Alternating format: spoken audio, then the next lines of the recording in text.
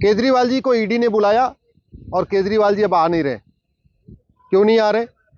अगर वास्तव में आप ईमानदार हो, आपने कोई भ्रष्टाचार किया नहीं है, यदि केजरीवाल के पास काला धन नहीं है, यदि केजरीवाल के पास बेनामी संपत्ति नहीं है, या केजरीवाल के पास आय से संपत्ति नहीं है, तो ईडी के बुलाने पर वहां जाने में क्या दिक्कत है भैया?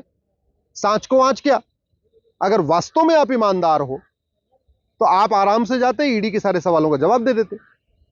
अब आप कभी चुनाव का बहाना बना के, कोई और बहाना बना के कह रहे कि नहीं, पहले तो आप कहते थे कि सीबीआई हमको दे दो, ईडी हमको दे दो, हम भ्रष्टाचार खत्म कर देंगे, आपका नारा था। आपने तो 50 नेताओं की लिस्ट भी जारी किया था 2012 में कि ये भी भ्रष्ट हैं, ये भी भ्रष्ट हैं, ये भी भ्रष्ट हैं। जिनको आप भ्रष्ट बताते थे, आज उनके साथ गलबहिया आप कर रहे हो। जिनको आप केजरीवाल भ्रष्ट बता रहे थे, उनके साथ मंच पे भी खड़े हो रहे हैं, और अब तो ये भी कह रहे हैं कि ईडी जो है उनको गलत फंसा रही है।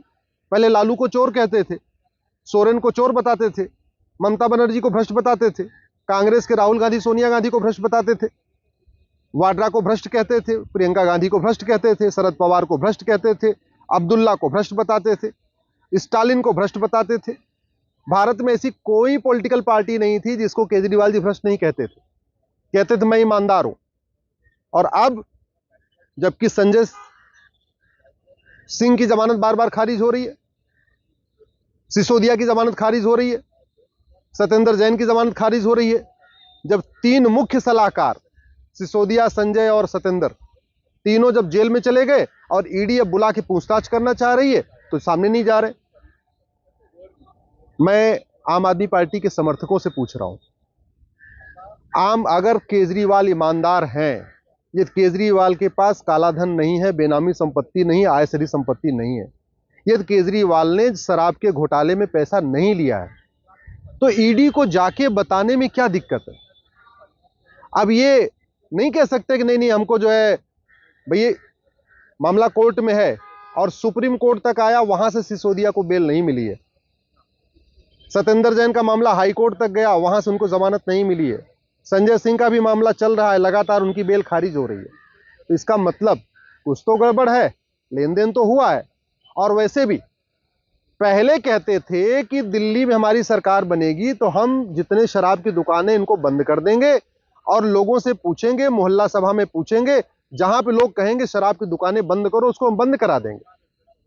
सरकार बनते ही ऐसा कौन सा चमत्कार हुआ कि विचार बदल गया, और जहां दिल्ली में टोटल 300 शराब की दुकानें थी, वहां 900 शराब की दुकान खोलने का विचार आ गया। जहां हर मोहल्ले में एक एक शराब की दुकानें थी, वहां 3-3 ठेके खोलने का विचार आ गया। स्कूल के आसपास ठेका खोल रहे, हॉस्पिटल के आसपास ठेका खोल रहे, मंदिर के आसपास ठेका खोल रहे। आखिर केजरीवाल जी को एकाएक विचार आया कैसे? दिल्ली को उन्होंने पूरी तरीके से मैखाना क्यों बना दिया? अगर उनको शराब से पैसा नहीं मिल रहा था, शराब कारोबारियों से पैसा नहीं मिल रहा था, तो दिल्ली में इतना ठेका खोलने की जरूरत क्या थी? शराब से तो गरीब परेशान है, शराब से मिडिल क्लास परेशान है, शराब से अपर क्लास परेशान है, शराब से महिलाएं परेशान हुए, शराबी पतियों से महिलाएं परेशान है, शराबी बच्चों से महिलाएं परेशान है, शराबी जो नशेड़ी माँ बाप हैं उनसे पूरा परिवार परेशान है। ऐसे में नशा कम करने की बजाय इतना ज्यादा नशा का कारोबार दिल्ली में बढ़ाया, इसका मतलब केजरीवाल ने कुछ तो गड़बड़ किया है।